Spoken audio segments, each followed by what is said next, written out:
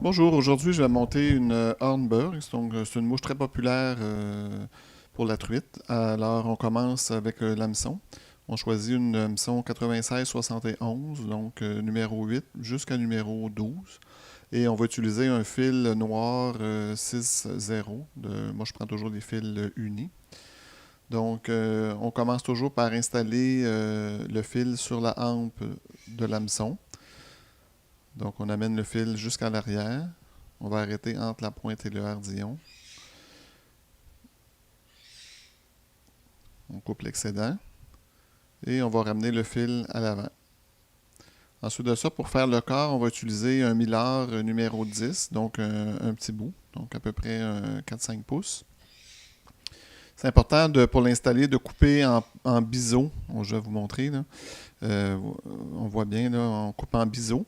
Puis ça s'attache sur le côté, pas sur le dessus. Là. Je vais le mettre sur le côté, parfait.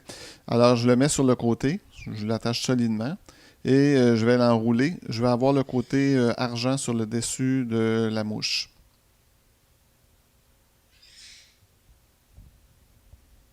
Donc on va jusqu'à l'arrière. On fait bien attention avec le millard pour ne pas l'accrocher dans la pointe de l'hameçon. Et on ramène ça à l'avant de la mouche. Donc on le bloque comme il faut. On fait quelques tours et on va pouvoir couper l'excédent. Je regarde toujours si le millard était bien installé tout le tour, qu'il n'y a pas de bosse.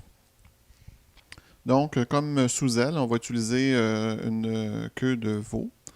Donc, quand on ajoute le veau, toujours regarder pour avoir une queue pas trop frisée. Le poil de veau a tendance à être un poil frisé.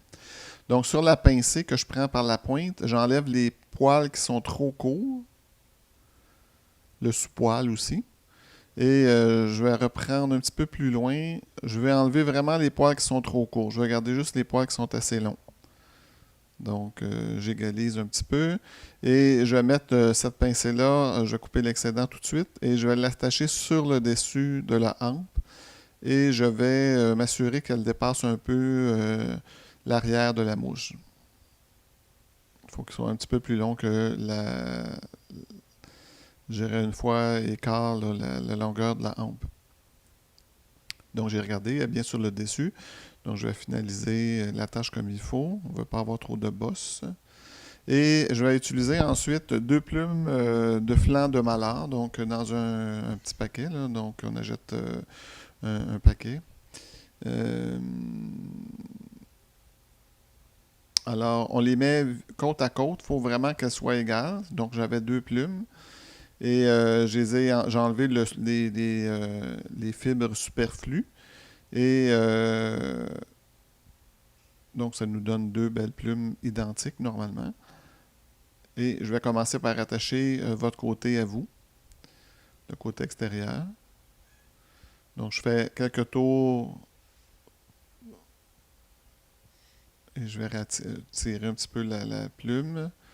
Faut que je la place, il faut qu'elle soit vraiment perpendiculaire euh, à l'hameçon, à la hampe de l'hameçon. Et là, je vais installer la deuxième plume. Et là, elle est trop longue. Je vais tirer sur,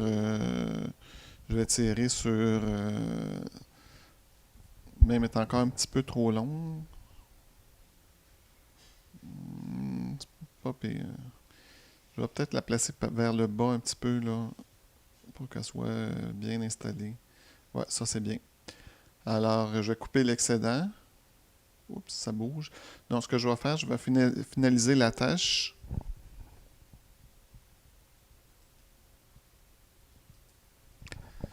Et je vais pouvoir couper l'excédent les deux tiges. Donc, la mouche, elle avance bien. On prépare tranquillement pour installer la collerette. Donc, je regarde toujours pour être sûr que la plume, elle est bien, les plumes sont bien placées, qu'elles n'ont pas tourné lors de la tâche. C'est la difficulté sur cette mouche-là. Ensuite, sur une selle de coque, je vais aller chercher Grizzly. Je vais aller me chercher deux plumes. Donc, j'avais mesuré des plumes parce que c'est quand même une hameçon numéro 8. Donc, j'allais me chercher les plumes que j'ai besoin. J'ai enlevé les plumes, les fibres à la base. Et j'installe ça sur... Je vais en installer deux. J'ai besoin de deux plumes. Donc, je vais les installer sur le côté. Je vais bien les attacher. Et je vais couper l'excédent.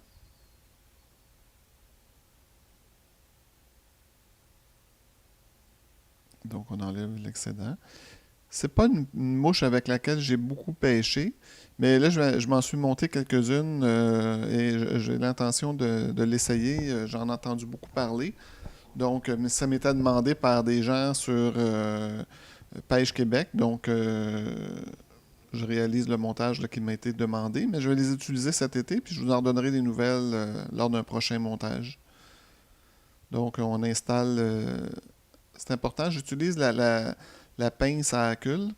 Ça me facilite le tournage là, de la plume autour de la hampe.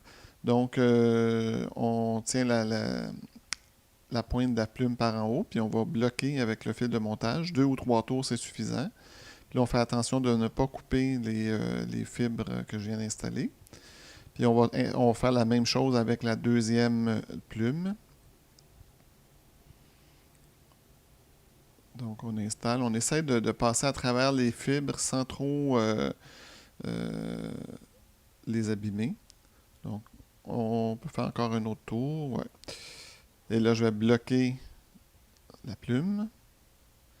Puis je vais couper l'excédent. Une fois que l'excédent va être enlevé, fais attention de ne pas couper les fibres. Je vais repousser les fibres vers l'arrière le plus possible. Je ne vais pas trop avoir de fibres qui s'emprisonnent dans ma tête de mouche. Je vais avoir une belle tête noire, en fil de montage noir. Et je ne vais pas avoir trop de fibres emprisonnées. Vous avez remarqué, je n'ai pas mis de coque de Sonora. Dans le modèle original, ça demande de mettre une plume de coque de Sonora. Pour avoir lu un petit peu sur cette mouche-là, c'est pas essentiel de mettre la plume de coque de Sonora. C'est rare, j'en mets sur mes streamers aussi, puis je n'ai pas vu de différence. Donc j'ai mis une goutte de colle sur le fil, et avec le finisseur de nœud, je vais aller finir cette mouche-là. Donc on fait attention de ne pas trop emprisonner de fibres. Voilà. Et là, je vais couper le fil. Alors, notre mouche est pratiquement terminée. Alors, je vous souhaite un beau succès de pêche avec cette Hornberg et bon montage d'ici la saison 2016 commence.